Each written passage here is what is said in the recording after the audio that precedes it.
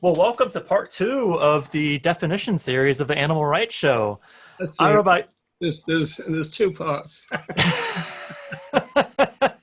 Well, it's more than one, I guess. I don't know how many is required for a series, but yeah, Yeah, I found this we'll have talk to look at the really. definition of series now, Jeremy, won't we? We're gonna have to do a separate video on that one. Yeah. But yeah, I just thought it was really interesting going through this because I think there's several elements to it. Do we focus on the positive or the negative traits around veganism, what we should or should not be doing, how subjective versus objective our language is, and how we address the focus versus scope discussions.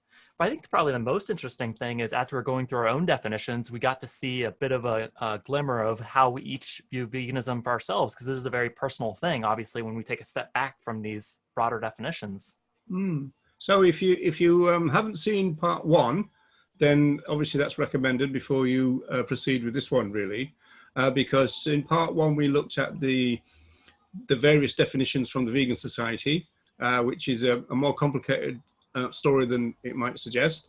And then we looked at a Google definition, and then we looked at my one.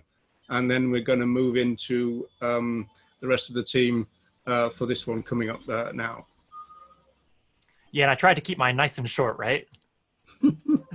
Yeah, I got the record for short. I'm the only one with a colon, don't forget. It's a nice talk about Roger's colon in the last one too, so.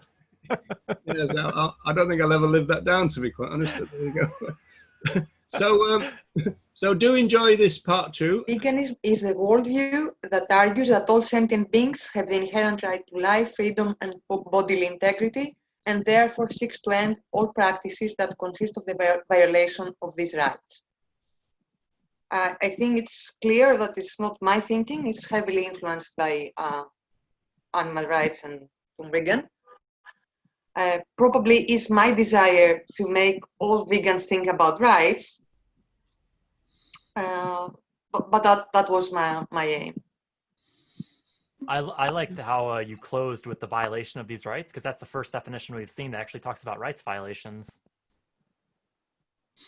Yeah, it's much better than mine.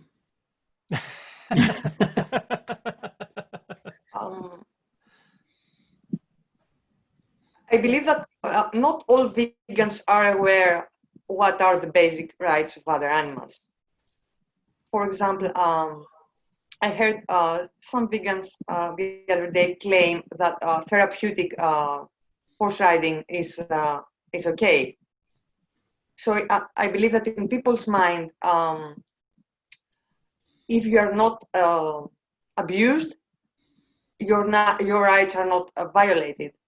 And I was trying to find a way to clarify that.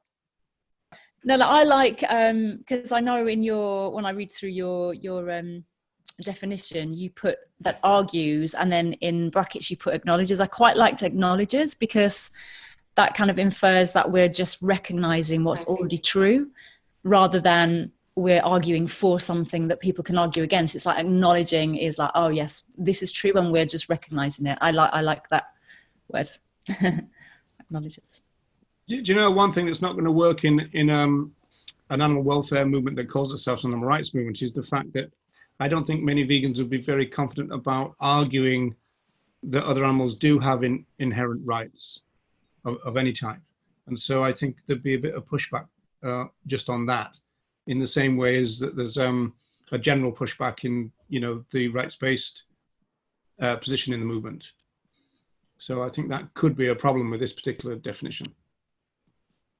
Could be a good starting point and catalyst too, couldn't it? Because if that is where we want to take things, which I think that at the Animal Rights Show, that's kind of the whole point. It seems like having that in your definition is a good starting point. Yeah, I understand that, and I think that's right, except that if vegans are going to go, well, I need to agree with this, adhere to it, and then propound it, I think that's where it's a problem, because this is why vegans in general, and animal rights advocates in general, I've been very reluctant to take on the rights-based position, because they don't feel as confident about talking about rights that sometimes they see as abstract as they do about cruelty and stuff. They feel completely at home talking about cruelty, because they think that they understand what it means, the person they're talking to understands what it means, and that everybody's opposed to cruelty. They're already kind of 3 steps up the ladder type of thing. Because if you start with rights, you're on the bottom rung. So Wendy. Wendy. This is work in progress, obviously. I've actually, because I started with a short one and then I expanded it with that whole thing in mind about, yeah, but if you don't expand it, no one's going to know what you're on about. So the short version is the beginning. So veganism is consciously living in alignment with and seeking to embody the values of freedom, respect, and justice for all beings. So that's my short version. Then, comma, to expand, with the focus being on fully honouring the inherent rights of our fellow animals, not to be bred, exploited, oppressed, or harmed. And then, full stop, I go on to say, an individual who lives vegan will also endeavour to tread lightly on the earth and be respectful of the natural world and all its dwellers. So I kind of wanted to bring back the environment as well into my definition, because I was thinking, well, again, what does it mean to me? How do I feel? How can I word that as closely as possible? Well, it's interesting because it brings up a big question. That's the difference between the 2 vegan society versions as well. The kind of highlight version and the full is whether or not the environment should be mentioned, because it is an indirect animal rights issue, isn't it? If we're removing the environment, all of a sudden that is violating their rights if we're basically destroying their home. Yeah, I mean, even you want to put into conservation terms about destruction of habitat. I mean, that's you can easily translate that into a rights issue. Yeah. That we don't have the right to do it, and they have the right to have their their land protected. I mean, after all, what one point's often made in Dublin, quite often the other animals were there before we were.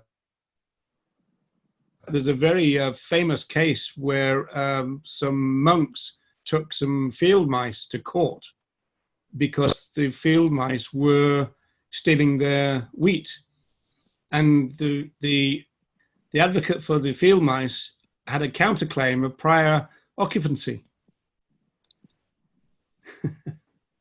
I love that.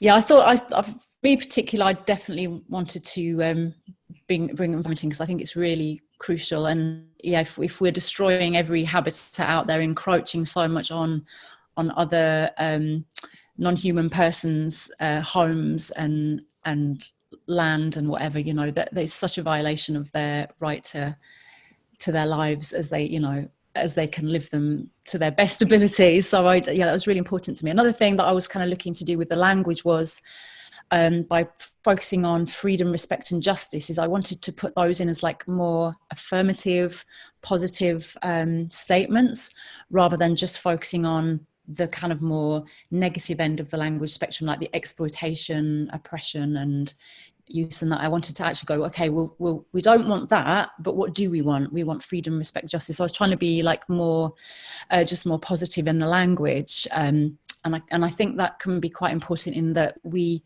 get bogged down in like what we don't want, and almost looking to stay in that kind of negative side of things, where really we want to focus on what we do want, where we're going, what our goals and intentions are. And it's just kind of more empowering, I think, to focus on where you're going rather than what you're trying to leave behind. Because respect applies, I think, to more people than a lot of the common calls in the movement to kind of kindness and compassion and all that, which I think we all agree is part of it, but it's not the whole part, because we don't necessarily have to be kind to other animals. We literally just have to respect them. I like the beginning as well. The first words, talk about consciously living in alignment with, and then the values that you listed. Because I think that would resonate with a lot of vegans when we talk about aligning values with actions. Like this is the solution, kind of the kind of emergence of those two things. And when you talk about the values, just in some cases, it's aspiring to advocate and bring about those values for other beings. We live in a difficult capitalist society at the moment, where it's sometimes not always possible to make the best purchasing decisions, supporting non-vegan companies who make vegan products and stuff. So I think it kind of switches on that awareness as well when you talk about seeking to as well. So yeah, it covers a lot of stuff. Wendy, in your written one, you've got all sentient beings, and then you said all beings. Is that not going to open you up to the plant argument? Well, I'm kind of hovering between sentient beings and beings. I don't know, because going back to what Jeremy was saying earlier, it's and do you start getting into the whole line drawing thing? So I think this is why I was saying it's work in progress, because I'm not sure at the moment whether I want it to have sentient or not, because it's yeah, it's just that kind of whole, yeah. But I guess beings, because then again, that's why I brought in environment, because actually people will argue against respecting, oh, we don't have to respect plants and trees and everything, but I feel that we do. I feel that we should. And I'm not saying we have to have the same rights or anything like that, but I feel that we can't just go around being totally disrespectful of the natural world just because they might not be sentient. Usually when we think about oppressed social groups, we think about justice. And I think that we should make people think about other animals in the same terms. So I think justice was a very good choice. And also that the fact that you are mentioning in the longer definition, you are mentioning the environment, probably we should do that, especially in that age with everything that is going on with climate change and habitat destruction.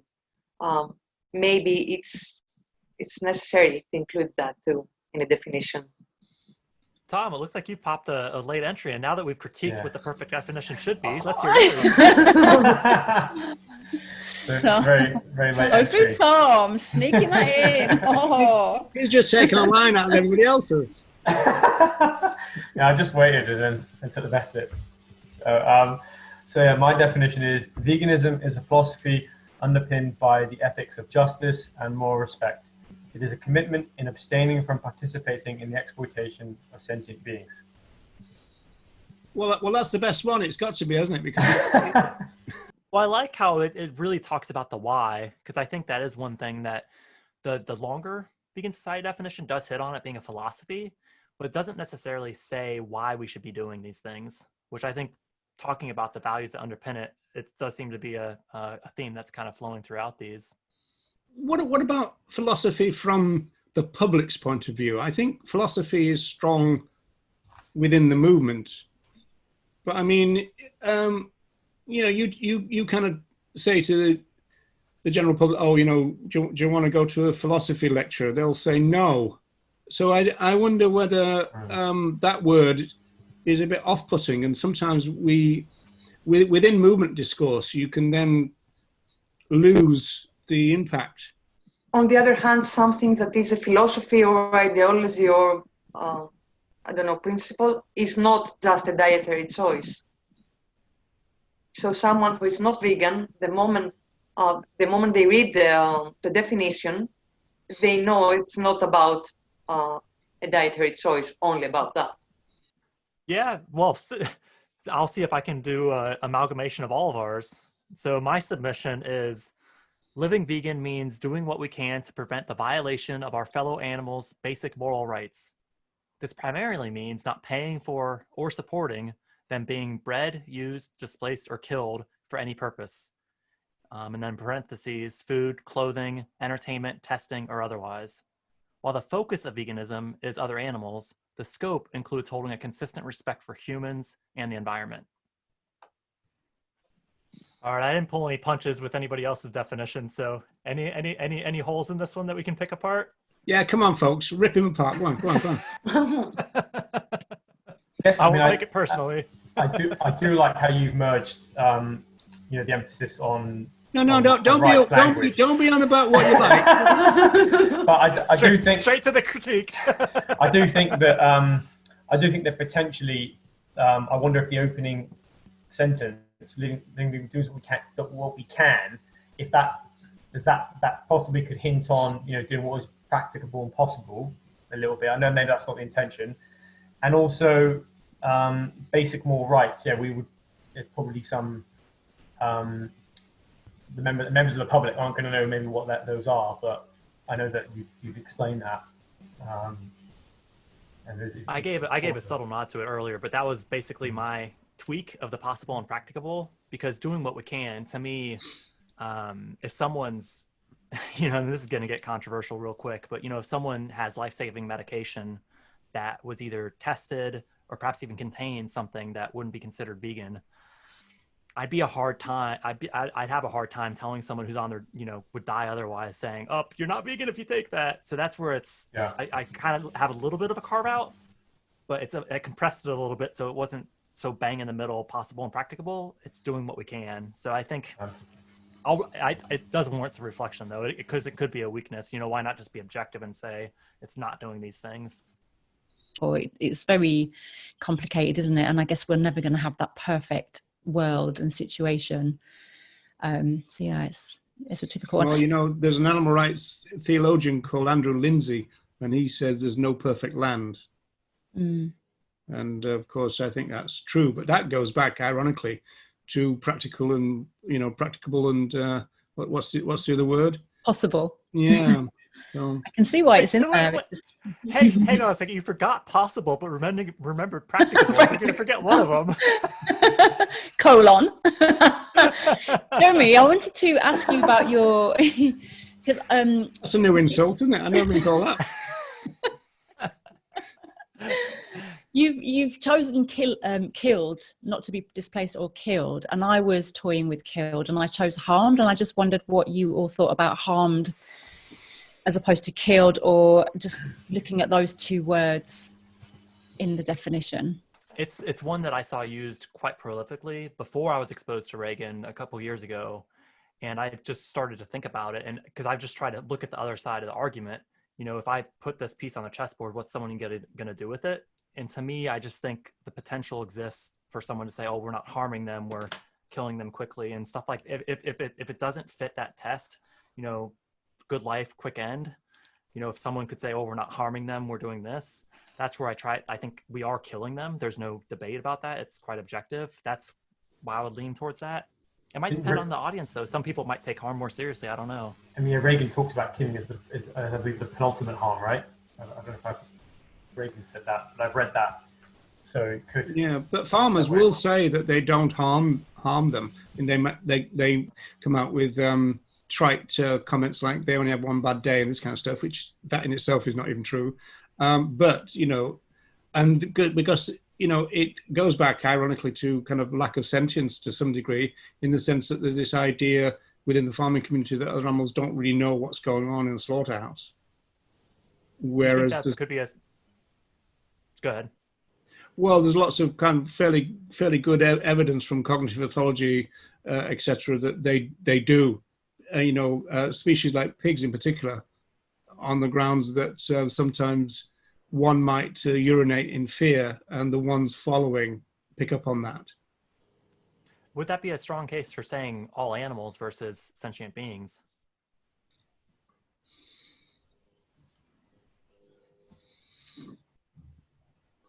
I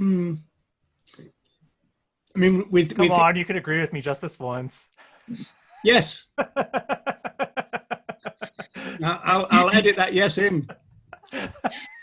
Just going back to the harm thing, because if you look at the definition, it's saying physically injure, especially that which is deliberately inflicted, or physically injure is the second, or is the verb. Sorry, to physically injure. Sometimes I suppose we could be harming them without killing them as well. And I guess that's where the use kind of comes in. Yeah. And I suppose that's where use sometimes doesn't quite, I think, deliver the message to someone who doesn't understand what we mean by use. I suppose it comes into the conversation. We have to elaborate, but I suppose that's where use might not quite deliver that strong message that harm might, I suppose, because harm, people would go, "Oh, I know what harm means." But use just means I use my phone, I use my, my laptop or whatever. I suppose that takes us to rights violations too, doesn't it? Because I'd much rather, I'd be much more kind of thought provoked by violating their rights than harming them. Obviously, in terms of we've talked about words that people might not quite understand, and obviously the idea of the violation of other animals' rights can be a problem, but that's one where I would argue that's where we've got to do some ripening up. So that's where I'd evoke Watson on that one, because it's so important for us to get that point over. Yeah, perhaps the most important ripening up is within the movement and getting vegans comfortable saying rights violations and being prepared to explain the challenges against it.